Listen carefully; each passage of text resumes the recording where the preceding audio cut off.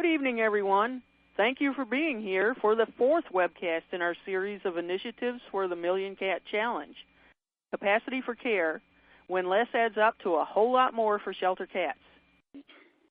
I'm Lynn Fridley, Program Manager for Maddie's Institute.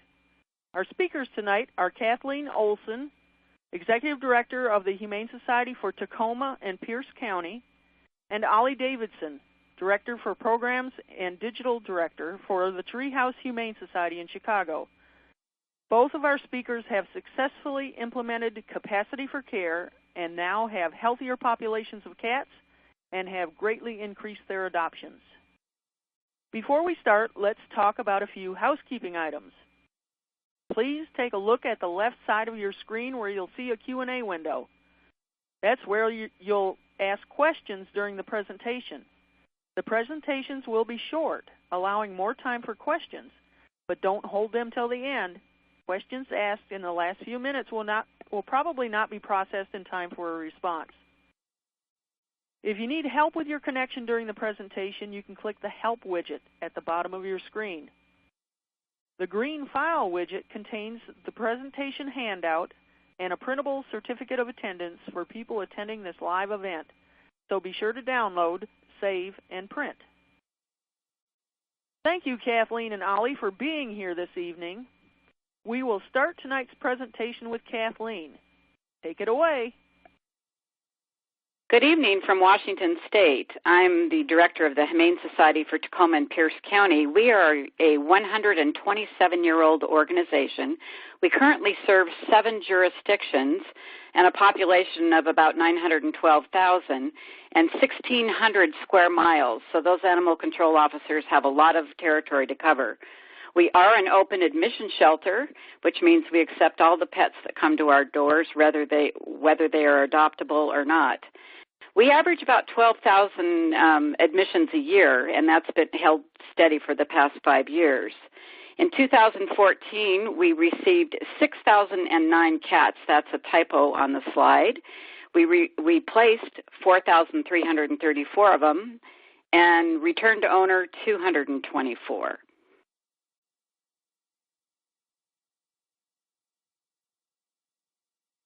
So capacity for care for cats. Our goals were to discover how we could match the number of cats cared for at any one time with the capacity required to assure the 5 freedoms for all the cats that were in our care. And frankly, bottom line, we just wanted to eliminate euthanasia of healthy cats. Our live release rate in 2013 was 72%. And we started in April of 2014 with a community cat program and looking at how we could increase our capacity for care.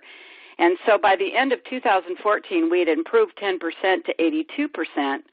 Our goal is 90% live release rate, and so year to date, we are at 89.77%. So capacity for care has definitely made a difference. Of course, we have challenges like every other shelter.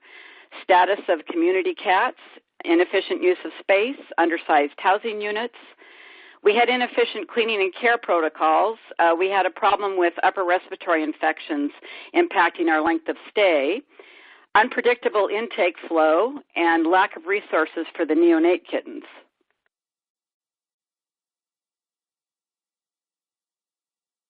So we decided, especially in June, we had started our capacity for care program looking at what we needed to do in April. And in June, we decided we just had to stop euthanizing them. So you'll see that we changed our community cat policy because that was where we were getting the bulk of cats that were still being brought to us for euthanasia. And we told those 7 jurisdictions we served that if you bring us a healthy cat in a trap, we are going to alter it, vaccinate it, ear tip it, and return it to field. And we will help your citizens to do that on their own as well. And we're fortunate we have a affordable spay-neuter clinic, high volume, that does the feral cats for us. So there was a resource in the community. And then we decided, how are we going to increase adoptions and get the cats out of the shelter quicker? And so that was showcasing our available cats, and it was pretty simple. We had these cages you see here in a hallway, and instead we moved into our beautiful sunny lobby. They displaced our retail, which we then just put closer to the cash registers, which made more sense anyway. Here's the secret. This is Dr. Danae Wagner. She worked with us on portalizing 50 of our cat enclosures. You can see these are the Shoreline stainless steel cages, so she brought her plasma cutter with her and put those beautiful portholes in. They cost about $50 each for the hardware, so very reasonable way that you can increase the space for your kitties and keep them healthier. So then we looked at how can we shorten the length of stay since we've just cut our capacity in half for what we can house in the shelter. So the first thing we did was created a cat team. That's people from each department that helps care for the cats that goes around daily on rounds to make sure that we're looking at each cat and saying, what is it that we can do for you today? We wanted to improve our intake exams and recruit more foster homes. Start doing more shelter neuter return when the public brought us those community cats. And then we started in January of this year taking intake appointments. And we are blessed, too, with an endowment for spay-neuter. And so we told the community, if it meows, we will fix it for free, no matter where you take it. Improving shelter operations. We had a 3-step sanitation disinfecting process, and we switched to Excel, which shortened our cleaning time by about 20 minutes per area and gave us a better result. This sounds strange for serving the public, but we shortened our public hours from 9:30 to 6 to 11 to 6 weekdays, and what this did is freed up our staff for more training and animal care time, and then gave them time to do those rounds in a relaxed way. And since we were changing virtually every way we handled our kitties, that training time was absolutely critical. We established a dedicated customer service call center, and we started answering the phones at 9:30, our old opening time, even though we don't open the doors till 11. And because we discovered that first 90 minutes, we can do a lot of prevention of cats coming in by providing resources for folks. And also, if we're making intake appointments, we can get more history on the kitty and decide what kind of pathway it's going to be on. And then when you physically come into our shelter, we have a Director of First Impressions greeter station. And this helps pair the people one-on-one with one of our adoption service representatives to find just the right cat for their circumstances. Of course, it works for dogs, too. We launched a foster to surrender program for neonates. A lot of times people would bring us kittens or the mom and the kittens, and so we thought if we get the supplies together where when they come into admissions, since we do still take walk-ins as well, a lot of times folks will take the kitties back home if they have what they need. And if there is no mother present, we offer to help them learn how to nurse the kitties. And if that doesn't work and they're a little overwhelmed by that, we are fortunate that we have increased our foster homes that can do bottle feeding by 15 just to start, and we've got 26 more foster homes in the wings that are in the process of being trained. Our challenge ahead, we are looking at a capital campaign for a shelter remodel. Like many old shelters, part of our shelter dates back to 1945 when we really were the Pound, when we had a crematorium on space on site, and we did more euthanasia than we did live release. Well, it's a whole new ball game. We're wanting to shorten length of stay, get more healthy kitties either back to their outdoor home or to new homes. And so we need to change our space. But everything that we've accomplished so far, improving our live release rate by 12%, is just using the resources that we have now. And we are working really hard to make happy happen at the Humane Society. Thank you so much for your attention. Well, thanks, Kathleen. That was really interesting. We have a poll question coming up, but before we get to that, I want to encourage you in the audience to please get your questions in. Ollie's presentation coming right up after this poll question is only going to last 10 or 12 minutes. So if you have some burning questions, please get them in, write them in the Q&A section of your window there, and submit them. And hopefully we can get them all answered tonight. So the poll question, you will answer this on your screen, directly on your live view screen. Do you feel that implementing capacity for care can keep cats healthier and increase adoptions? And your answers would be yes, we are already doing this and it works. Yes, we will implement these changes in our agency. No, we're not convinced this will work. No, we need more proof. Don't know or not applicable. Please answer on your screen, and we'll give you just a few more minutes. Please get your questions in for the speakers, and let's go to the poll results. Well, Ollie, it looks like the majority of the people are going to implement these changes in their agency, but there's some that need more proof, and quite a few are already doing this. So perhaps you can help folks out with your section of this talk. Welcome, Ollie. I'm very happy.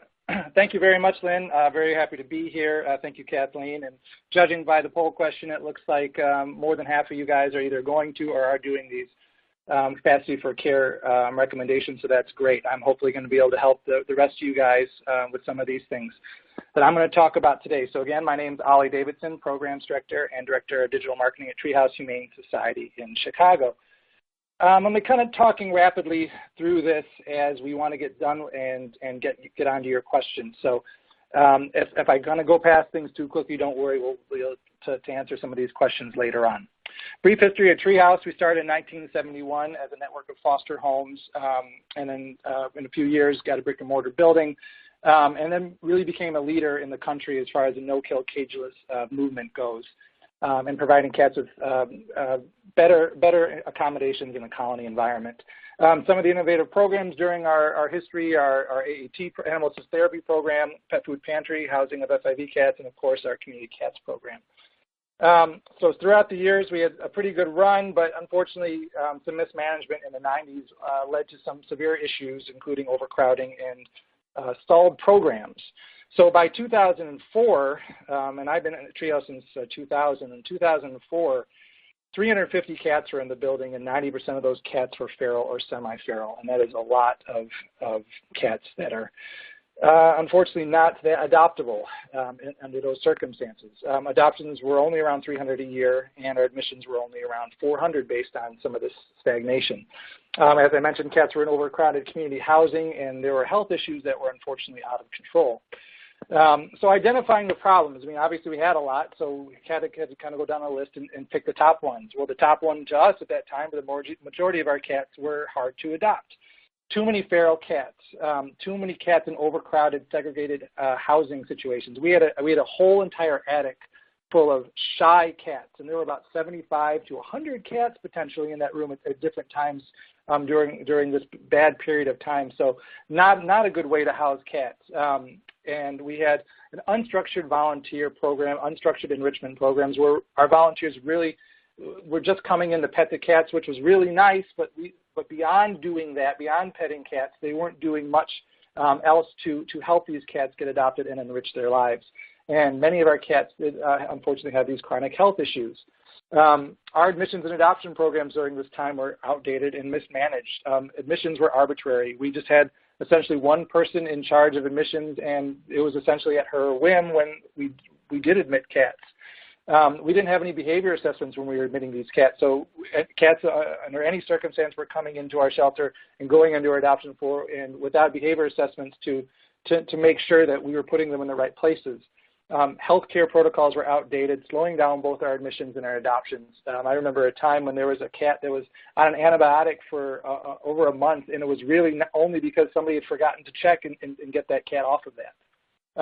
Poor lines of communication. We weren't talking with our admitters. We weren't talking with our adopters. People were calling. Days would go by without any sort of call back. Our adoption process was very restrictive, and we had limited hours for adoption. We were open only 5 days a week, and our weekdays that we were open while everybody was at work, so we didn't have any traffic. And our promotion was very bad at that time, but we had some really strange restrictions, like we would not adopt out black or white cats during the month of October. And unfortunately, there was also some programmatic, a lack of programmatic advancement. We didn't have the leadership at this time. One person was really essentially in charge of the whole entire shelter, holding staff back if there were ideas that they had, too much red tape to maybe do anything new, and really no collaboration at that time. Fortunately, these are all major issues, so they were completely solvable. The first thing we did was we wanted to turn our unadoptable cats, quote-unquote unadoptable cats, into adoptable cats. And one of the first things we did was we went around our shelter at that time, and we categorized our cats into 5 different groups, just so we knew what kind of numbers we were dealing with, how many shy, semi-shy, how many cats had special needs, how many cats were quote-unquote friendly, which meant they just didn't have any issues, essentially. They were just adoptable cats, and unfortunately we did not have very many at that time. We had very large rooms that our cats were housed in, so we decided to divide those rooms into smaller rooms. And we decided to go on the metrics of 18 to 20 square foot of space per cat to make sure the cats weren't being overcrowded in spaces. We mixed our population, so instead of having a bunch of shy cats in one room, we took the numbers that we had and we tried to put an equal number of friendly and shy, or as best we could, into these rooms, hoping, and it worked out, that the friendlier cats would quote-unquote mentor the shyer cats, showing them that interacting and being in our environment was okay.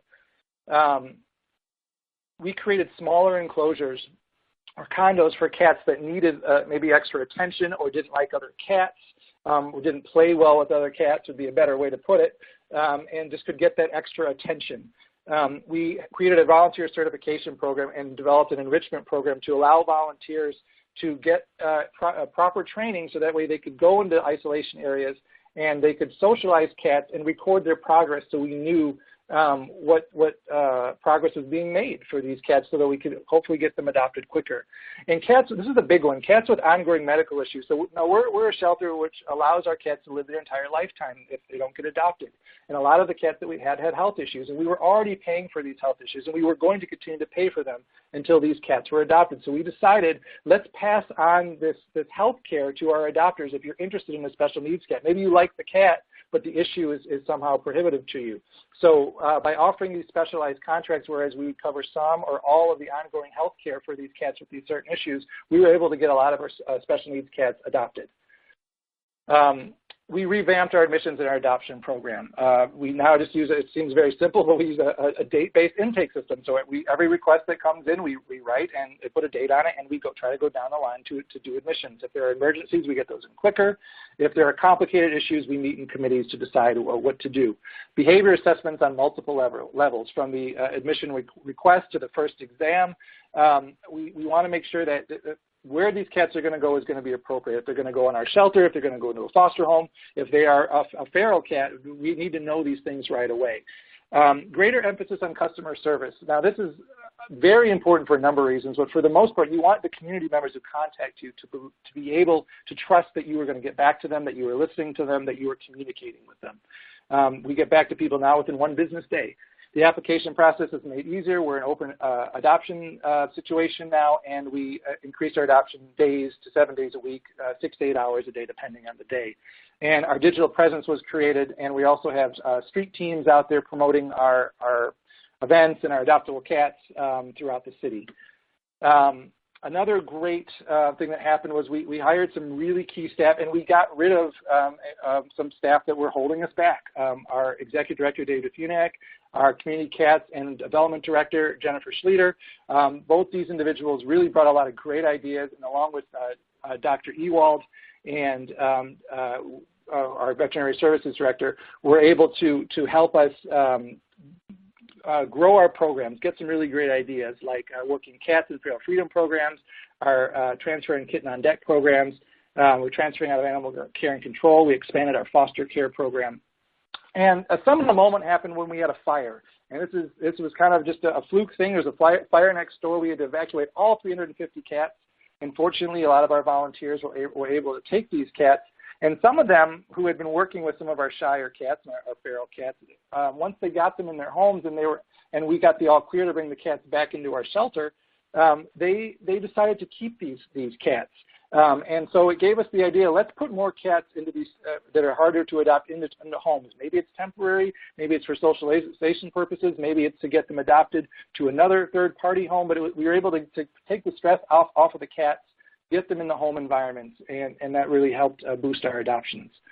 The impact of our programs, really our Community Cats program is one of the main reasons why we've been able to decrease the number of cats we have in our facility. We're able to manage, now cats are able to be managed outside, feral cats managed outside by managed colonies. In managed colonies, thanks to the Cook County Feral Cat Ordinance, which Treehouse is one of the lead agencies in helping to create. Our foster program allows us to continue to admit cats even when we don't have space within the shelter. Foster program is amazing to either keep cats in the homes found by admitters or to be placed in the homes if we need to get them ready for adoption. And hopefully they get adopted out of these homes, or when they do come to the shelter to be adopted, it only takes a day or two once they're ready to go. And our off-site adoption program has really helped us adopt out more cats as well. Treehouse today. Every year almost for the past 8 years, our adoptions have been going up. So, back in 2004, about 300 or so adoptions. Last year we did 1,470 adoptions. We've been doing about 400 cats at that time. Now we're doing about 900 admissions, and we transferred another 1,000 out of Chicago's Animal Care and Control. So from a population of about 350 in 2004, now we're down to about 110 at our headquarters and 45 cats at our secondary location. Treehouse today, less than 5% of our cats are considered shy or semi-shy. 100 foster homes at this point, 150 cats in foster. And our biggest news, I guess, our biggest challenge going forward is we are building, and hopefully to be completed by the spring of 2016, the largest state-of-the-art cat-focused facility in the country, thankfully consulted on by Dr. Sandra Newberry and Jackson Galaxy. And we'll feature a cat cafe, an education center, a low-cost public clinic, a resident clinic, and, of course, modern and spacious cat wings with outdoor enclosures. If this graph doesn't sum it up for you, I don't know what else will. If you look at our population numbers, every year they go down since 2009, and every year our admissions are going up, and every year our adoptions are going up. It is proof positive that these measures do work. And as I mentioned, I breezed through a lot of this stuff in order to get to these questions. So you may contact me at any time after this, and I can either help you with some of these programs, either to start them or to talk with some of our programs that maybe could help you, or I could direct you to another member of our team. So write that down. Be happy to talk with you at any point after this. Thank you once again, and also want to thank Dr. Peak, Dr. Hurley, and Dr. Levy from the Million Cat Challenge team, and everybody else for having me here today. Thank you, Ollie. That was great. I have to mention that we have two distinguished people that are going to help with the Q&A, and that's Dr. Julie Levy in Gainesville, Florida at the University of Florida, and Dr. Kate Hurley from UC Davis in California. And they will be jumping in on some of these questions and helping our speakers out. So I'm going to push the first question to Kathleen. I'm going to put you on the spot first, Kathleen. Here you go. I understand capacity for care is a way to help cats be healthier and happier, but how exactly does it let us save more cats? Well, how it helps us save more cats is that we're shortening the length of stay, which means that more cats can come into our shelter and then be rehomed. We also have 7 off-site adoption locations that are open 7 days a week, Petco and PetSmart stores, and then 2 veterinary clinics open 6 days a week that have some of our cats. So we have capacity off-site for 50 cats, and sometimes we can put those that might be a little bit harder to adopt in one of those locations, and that allows us to serve more cats that need to be rehomed. And also the community cats, by not taking them in the shelter and euthanizing them, but returning them back to their outdoor home, or if they can't go back to their outdoor home, through our barn program or our Backyard Buddies program, getting them placed in an appropriate home. Ollie, do you have anything to add to that, or Dr. Levy, Dr. Hurley? I was just going to stress community cats as well. I mean, that essentially is a big hurdle for some organizations, is deciding if their municipality is going to allow it or if their donors or supporters will go along with it. But keeping feral cats in managed colonies and out of your shelter, or hopefully not being euthanized, that's a big key. And I would push for that if you don't have a community cats program. Excellent. Thank you. So let's go to the next question. Hey, can I chime in on that one? This is Kate. Yes, sure. I'd love to add to Go that. ahead, Dr. This Hurley. is one of the big surprises to me about capacity for care. When we started recommending it, we were only thinking about keeping cats happy and healthy, and we weren't even thinking about adoptions. And yet, very consistently, we've seen adoptions increase, even if there's nothing else being changed, even if there's not a return to field program being added or additional adoption programs. And I think there's a couple of reasons. One is that the public likes to see happy, healthy cats. And when they come in and the cats are relaxed and they're social and they're outgoing and it just feels good to be there, it's easier for them to come in and pick a cat. It's also easier for volunteers to come in and they can be great advocates for the cats. The other reason is that it takes less staff time. So if you have half as many cats in the building and they're all healthier, and you're doing less time treating sick cats and cleaning cages and dealing with the chaos that results when you have double the number of cats that can comfortably fit in the building, all that staff time can go to greeting customers, coming out with creative adoption ideas, talking to people, helping them find their way through the shelter, helping them find the right cat. So lots of different ways, but the effect has been pretty dramatic. Mm-hmm. Okay, thank you. Well, this next question actually is another one that I think all of you can chime in on. How do I actually calculate my shelter's capacity for care? Is there an equation for that? An equation for that? Well, I guess the first step that we did, it was a simple thing. We just went around to all of our housing areas and determined what is the ideal number of cats based on the metrics that we were using, and we were going to be using the 18 to 20 square foot per cat measurement. So that's if you have like a cageless housing. Maybe Kathleen, you guys are using cages there? Yes, we have the portalized double cages, and we also have some kitty condos, slightly different, but all of them allow the cat to stretch out and to separate space for the litter box from the food, water, and their hidey box. But we also factored in if each cat in the building takes 15 minutes a day to care for, how many staff and volunteers do you have? So how many, when you add that all up into your 8-hour to 10-hour day, that can tell you what your capacity for care is. I think that Dr. Levy and Dr. Hurley have an actual formula, though.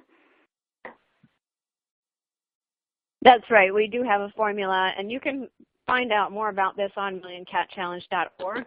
Capacity for care, and look along the right-hand side for additional resources. So part of it, as Ollie and Kathleen mentioned, has to do with your ability to provide good quality care. That's 18 square feet of floor space in group housing and 9 square feet of floor space for singly housed cats, ideally in a double compartment cage, and enough staff time to meet whatever your goals are. If you think that cats deserve 15 minutes or 30 minutes or an hour a day, and that's the bar you want to set, then you have to multiply the number of cats by the number of hours and make sure that you can meet their needs. But also from the other end of how many cats is it productive to have in line at any one time. And that was one of our big breakthroughs, is that you're never going to house all the cats that you're going to help over the course of a year at any one time. So what would be the perfect number to house at any one time? And that really has to do with just the length of the line. If you adopt out 1 cat a day and you have 30 cats waiting in line for adoption, they'll each stay about 30 days.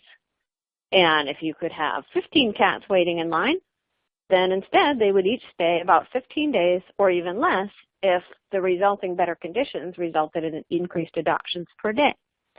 So you want to look at it from both ends, both how many cats are you trying to move out each day to a live outcome, and also how many cats can you responsibly care for at any one time and ensure the 5 freedoms and adequate space and adequate enrichment. There's also an article that just came out in Animal Sheltering Magazine, actually today. I just got it. So you can take a look at that also for more information. And I want to make just a quick comment, too. For us, one of our main challenges, well, it wasn't a main, but it was a challenge, was that our supporters, when we had 350 cats in our building, they were used to that. They thought that was what we were supposed to have, is you were helping more animals because you have more in your building. So what we started to change is our language, and the language that we changed, how many cats are we serving in our community? Not how many are we housing, but how many cats do we serve with all of our programs? And exponentially that grew as the numbers diminished in our facility, and that's essentially what swayed our supporters. We're just seeing that we are serving more animals by housing less. A great way to put it. Very good. Thank you. Thank you all. This is another one that's probably going to garner some attention here. Has decreasing cat intake impacted on your annual budget? Our only open admission shelter budget seems to depend on them taking in lots of animals, and we've been frustrated about how to encourage changes. I guess we'll start with you, Ollie. Or Kathleen, go ahead. Yeah, decreasing intake has not really impacted our annual budget because if you're bringing more in than you can care for and they're staying longer, you're paying for more care days. The more that you can fast track through your shelter or keep out in the first place, the more attention you can focus on the cats you have. And healthy cats go out quicker and people are more apt to adopt them. And so I understand about budget. We also look at that we're one of those shelters that has a owner surrender fee, which we, of course, waive if it's a problem. But a lot of people have no problem giving us $45 if that means we will rehome their cat for them. And on the other hand, when we get full or maybe we have too many 2-year-old cats and everybody just wants the kittens, we waive the fees on specific cats and do specials. And that seems to help, too, and that drives more traffic into our facility. And then we can always sell them a cat tree, and that helps the budget because that's a high-profit item. Thank you. Ollie, do you have anything to say on that question? Well, I just, from our perspective, obviously we're a little bit different shelter than Kathleen, so we have seen a substantial savings in that staff time is gone down. We don't need as much staff. The health issues that we were having before because cats were in cramped situations, those have completely, not that disappeared, but they've almost been cut in half essentially because of what we've been doing, just keeping cats in better environments. So for us in different ways, it has definitely decreased our annual budget. I think that in some cases, and the questioner may be working with a shelter like this one, funding for the shelter is tied to the number of animals admitted, and that's a really unfortunate model.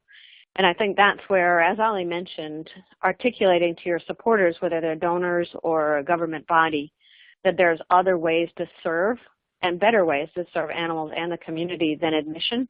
And make sure you actually track that in your software and report it out so they can say, well, yes, we admitted fewer cats, but we diverted more cats and solved more problems for community members, and tie funding to that over time instead of relying on admitting cats even when that's not the best choice. And I will chime in that what we discovered is that, yes, our sheltering contracts, because we're taking less cats from jurisdictions, the donors have been so happy with the results that we've seen the donations from individuals go up, so that what used to be a three-way split, 33% fees for service, sheltering contracts, and donations, is now skewed to almost 40% of our income as donations. Oh, very good. That's great. We'll go to the next question. Could you explain the volunteer certification program and what training was offered? I think, Ollie, you were talking about that. So we'll let you go. Yeah, first. And that's essentially just creating some sort of level training for your volunteers. So just to kind of briefly run through it because it is a longer conversation. All of our volunteers go through an initial training. Each volunteer gets the same training as staff as far as our one-on-one classes. And then as volunteers would like to do more at the shelter with the ultimate goal of a volunteer being on par with staff, they have to go through, different levels of training, be it another class or a webinar or just hours of service, just in order to qualify them to be considered maybe a level 1 or level 2, level 3, that sort of language. And what we found is that it keeps volunteers engaged. It keeps your staff confident that your volunteers are being trained, and it keeps everybody on the same page as far as what expectations are and what they should be doing at all times as a volunteer at our organization. Our organization does a similar program. We currently have 634 volunteers that are active. Were active last month. We have a full-time volunteer coordinator, and once volunteers are trained, they can also assist and be buddies to the folks coming in that have a little bit less training. The one thing that they all love doing is what we call per time, where they actually do get to just come in and sit and hold the cats. Excellent. Perfect. Thank you. Yeah, that's great.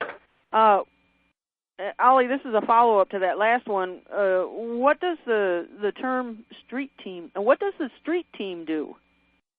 Street team. I kind of borrowed that. I have a little bit of a music background. So, a street team is essentially what you do is you take volunteers. This is what we did, at least. Is we take volunteers and maybe you divide up your city or wherever area you want into 8 or 6 or 5, whatever regions you want, and you make sure that you have a volunteer dedicated to that area of your city to go maybe once a month. The first thing they'd want to do is, for the first time they ever go, is they want to go and introduce themselves, let them know where they're from, your organization, see if they would like to sponsor an event or donate to an event, or at least have flyers or donation box, and then continuously follow up with those locations once a month with new material. Either it's new adoption posters or empty out that donation box, or just continue the relationship with your community.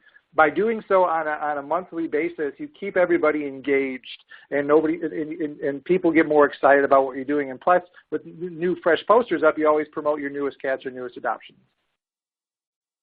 We are a Pets for Life shelter, and that means that we have teams of volunteers that go out several times a week, and we have a target area, our most under-resourced part of our city, that we are working in right now. And anybody interested in that, if you go to Humane Society of the United States website and click on Pets for Life, there's a model there that any shelter could use to set up a street team.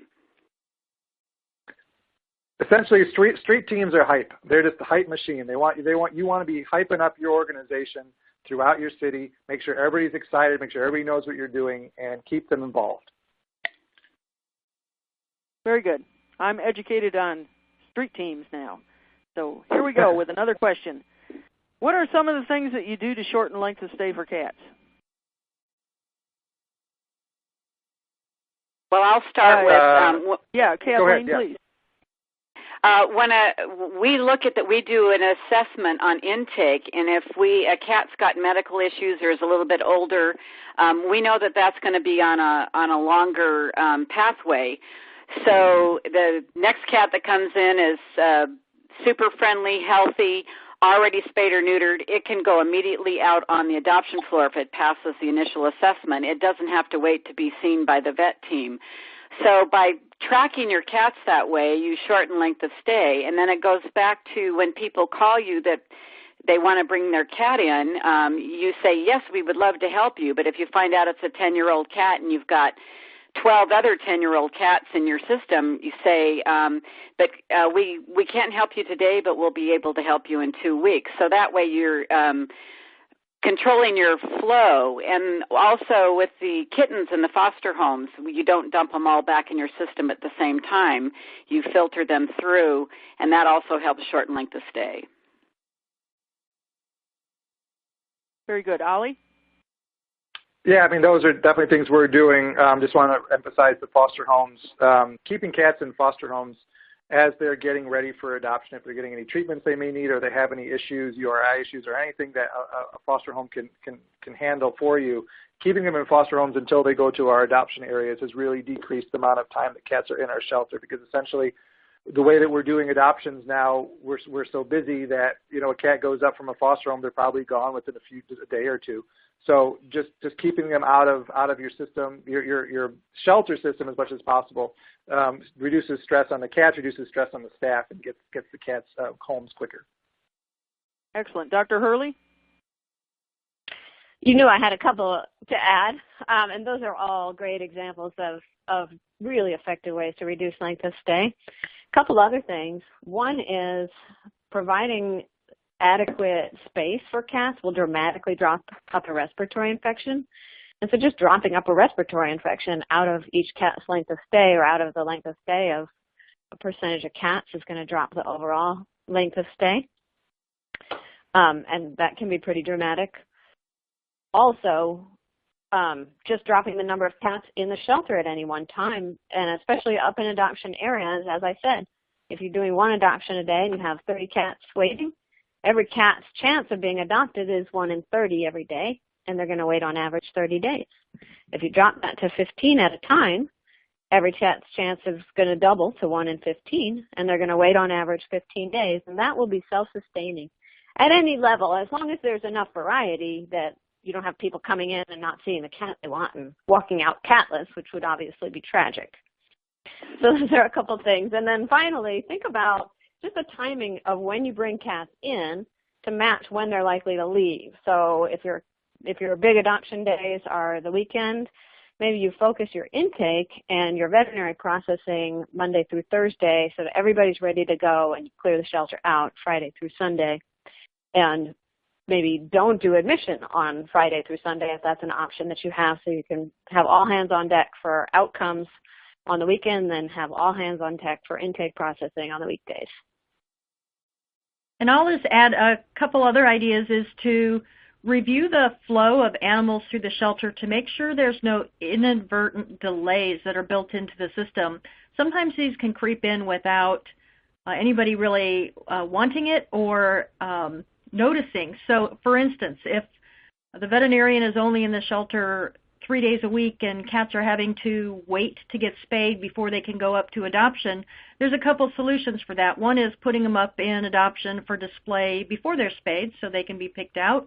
Or another is to outsource the spaying, or to get more vets in, just to do anything to eliminate those unnecessary wasted animal care days that add up to extended length of stay. That's a great point, and just a couple of simple things. It's rarely beneficial to quarantine cats for more than about 72 hours to get a sense of their health. And if they seem healthy at that point, they were vaccinated on intake, just move them along to adoption. And especially if you're a transfer-in facility, unless you're seeing tons of problems with panleukopenia, not a lot of ground to be gained by hanging on to cats for a long period of time before making them available. And also, making sure you're not waiting for multiple vaccines for baby kittens. They are just as safe as they're ever going to get after they get that first vaccine and have about 72 hours to 5 days for it to kick in and provide protection. And for them, the very best thing you can do to keep them safe is move out of the shelter quickly. So no waiting for quarantines, no waiting for boosters before animals can go home. And we discovered length of stay is longer on some of the senior cats. So we have Vintage Tuesdays. Any cat over the age of 8, every Tuesday, the adoption fee is waived. And that's helped us to shorten the length of stay for our older kitties. Wow, very good. That's great. Let's go on to the next question, everybody. If you have a lot of cats in your shelter, how do you bring numbers down to get started without euthanasia? Kathleen? You waive the adoption fees. Okay. Ollie? Yeah, that's a tough one. I mean, that's one of the things I was, when I did this presentation and looked back at our history, yeah, we had 350 cats, and today we have 110. But it took some time. Creative adoption promotions is probably a really good idea. Like she just said, free cats, get them out the door. Finding volunteers potentially or creative ways to get some of your longer-term residents into homes. You know, if it is that medical care contract that I talked about earlier for cats that you're already going to be caring for anyway in your facility, put that cat into a home and see if you can split the cost with the adopter at least, because you're already going to be paying for it. Figuring out what your population is, and if you have a lot of cats that are quote-unquote unadoptable, why do you have those cats? What issues are causing you to bring these cats into your facility and target those? Like I mentioned, the Community Cats program allowed us to keep feral cats in managed colonies instead of bringing them into environments where they were going to get stress-induced illnesses and they weren't going to show well and they were just going to be upset the entire time. It does take time and it's not going to happen overnight, but you can do aggressive things like I just talked about to at least start hacking away at the numbers without euthanasia and actually find cats homes. You just need to get the word out, work hard, and expect it to be some time, but you will do it with some of these measures. I'll add to that this is a really big challenge when a shelter has accumulated a lot of shy and grumpy cats, which is common when intake is not matched to capacity for adoption. And so it can seem daunting, but I think it's easier when you realize it's a one-time correction. So it's worth it, as Ollie was saying, to invest some money to share medical costs for those cats. And also barn cat homes are a great place to put some of those cats that they've been institutionalized, so they can't be put into trap, neuter, return programs without care, but they could be put into outdoor homes where they're going to be carefully watched and supported and probably happier than they are in confinement if they don't like people. Very good. And I'll just add one other possibility, which is that, you know, the way to get your population down is either send more out alive than you bring in, or bring in fewer than you send out. So you can tackle it from either end. There's been lots of good ideas about increasing your adoptions, and those are great. And even if it does incur some expense, remember, happy, healthy cats are also cheaper to take care of because they don't get sick. But also think about, you know, even if you're not going to do managed intake on an ongoing basis, just a one-time waiting list can be really helpful. It brings you to your new steady state, which then is self-sustaining, and you can go right back up to whatever intake policy you had previously. And the other thing is, one word, winter. That is the time when populations tend to drop. So especially if you got a big population, you have a lot of kittens coming in, maybe the middle of summer is not the time to try it, but set a goal, hit it next winter, and then stay there. Manage your length of stay to stay there at your new steady state.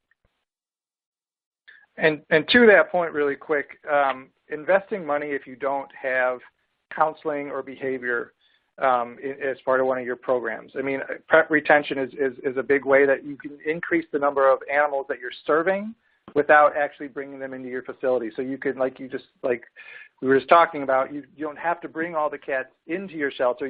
But you continue to help them through some of these retention programs, and you are increasing the number of animals you're serving. It looks good to your community. It helps your community, and it impresses your donors that you are still helping even though you're not bringing cats in. Very good. Thank you, everybody. This is a good question. Some local animal groups staunchly object to recognizing community cat welfare. What should we do to change their attitudes, as they are private organizations? Are we talking birds, predation? It's hard. I'm assuming that it's other organizations that handle feral cats or cats and just don't want community cats let loose, I believe, but I'm not really sure. I mean, yeah. You'll get lots of pushback if you don't have, and there are different groups that are going to step up. I guess the best advice is to meet these folks head on and not be adversarial and work through whatever issues that they have. I mean, that's the way of any compromise. Is you need to find out what issues they do have and see if there's a way around it. You know, do your research and do your homework. Make sure that you have all the information that shows how this benefits your community, and then work with these groups to find out what can you change any of their positions somehow? And if you can, what does it take? Some people are going to be stubborn, so you may not be able to ever reach them. If you can get a majority of your community and community leaders, aldermen or state representatives or any sort of representatives that have some sort of authority and power to get on your side, it'll help nudge these people to the right column. Good. Kathleen, do you have anything to add?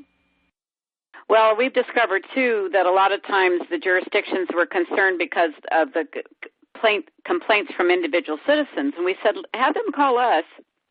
We have resources.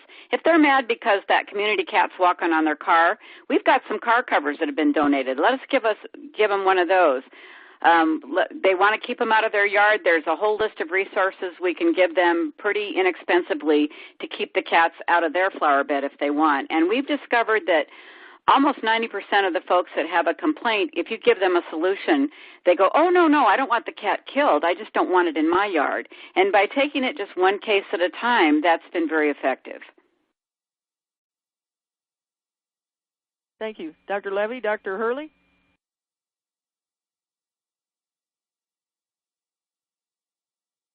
I guess that's it for that question. I think that. Pardon me? Believe it or not, I have nothing to add. I thought that was a great answer. Thanks, Dr. Hurley. All right, here's the next question. How do you apply this to a small shelter? We serve a town of around 10,000, 2 full-time staff, so everyone must do dual duty. Volunteers. Get lots of volunteers. I mean, there's probably a way to augment your staff, so hopefully you can do some of these things, at least with volunteers, as far as enrichment goes, and counseling potentially too, if you can train good volunteers. So that would be one of my suggestions. Kathleen?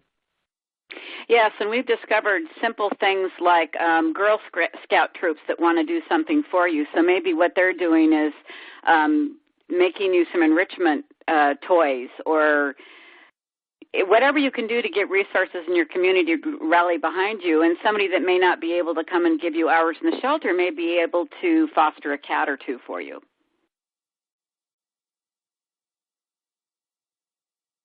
Very good. Are we ready for the next one? Let's go to the next question. Can you tell us more about portalization or portalizing?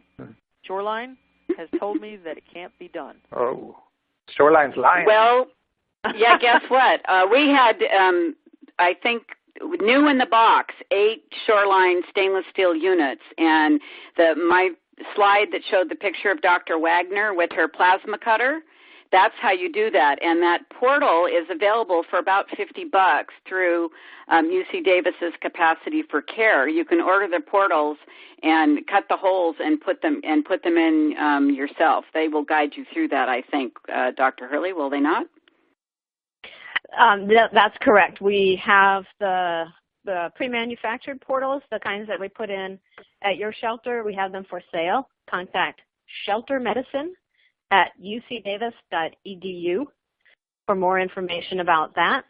We also have on our website, sheltermedicine.com, detailed instructions to hand make your own if you prefer to go the do-it-yourself route. And you can also, if you're not sure and you're just wondering about it, just get in touch with us. Portal Mania is our passion.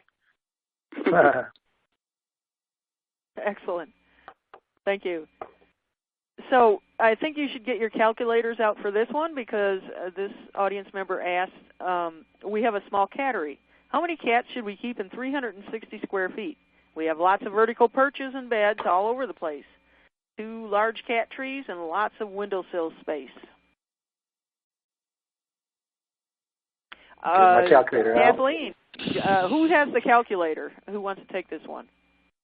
That sounds like one of the best. Yeah. Okay, so well, Dr. Hurley, Dr. Levy, do you have an answer for this?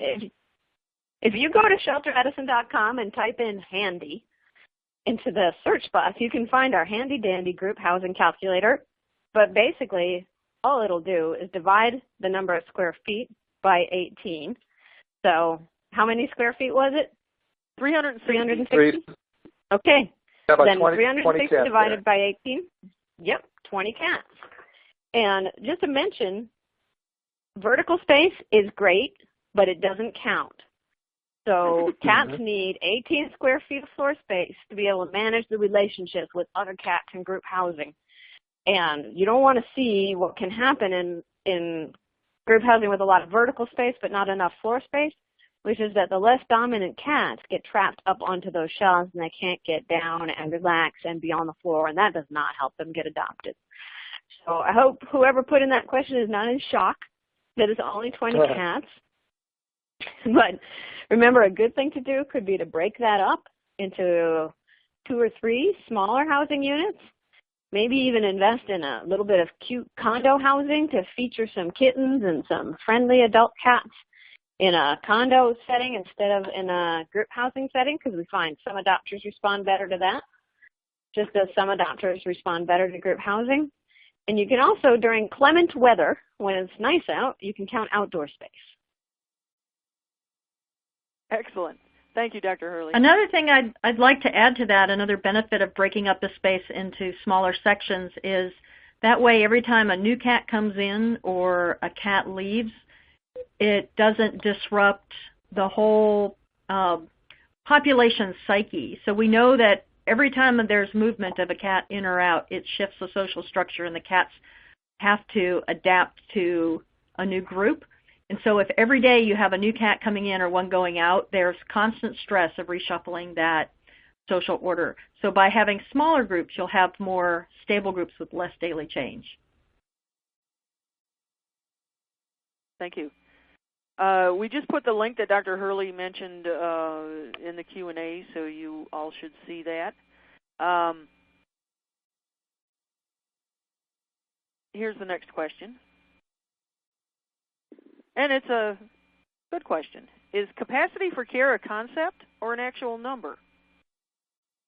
Both. But it is an actual number based on calculating what resources you have for each cat is the actual number, but capacity for care is also a concept and on how you're going to operate your shelter. Okay, Ollie? And for me, it's also... Oh, go ahead. It's a promise. And I got into this because I'm crazy about cats. And it's a promise we make to every cat that's going to come into the care of our shelters to say, we will provide the circumstances you need to stay happy, to stay healthy, and speed your way to your correct outcome. Great. Okay, we're, let's see here. Okay, well, let's take this question. It may be repeating some of what you said earlier, but I still don't see how we can keep fewer cats on hand but still save more cats. Seems like magical thinking. How does that work? You just have to believe, and you have to, some of the things we were talking about, we just have to know that if you have fewer cats to care for, they're going to be less stressed, they're going to have less issues, they're going to have, you're going to be able to help more cats along the way. This idea of stuff as many cats as possible into a facility just doesn't work. Isn't going to help. It's not helping anybody. It's not helping the cats. It's not helping the people that are working with them. It's not helping them get adopted. That's for sure.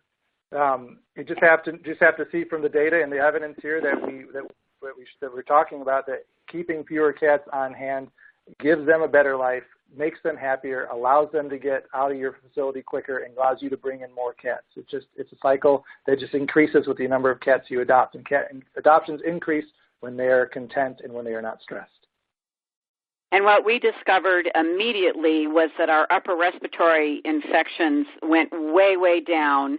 And so when you're not having to keep a cat for 10 additional days to treat it for a URI, they move through quicker. And it is magical, but and it does work. Very good. And that's beautiful. Now I'm kind of verklempt. But I would say if you're still not convinced, there are hundreds of shelters who have tried this now and found that it works. But try it for yourself just as a pilot. Just drop the number of cats. Keep the rest of the cats off site in foster care. You can always bring them back and see if it works. See if you move through more cats over time. And then if you like it, you can continue doing it. And if it doesn't work, please let us know. That's great advice, Dr. Hurley. We're going to take one last question and then wrap up for the evening.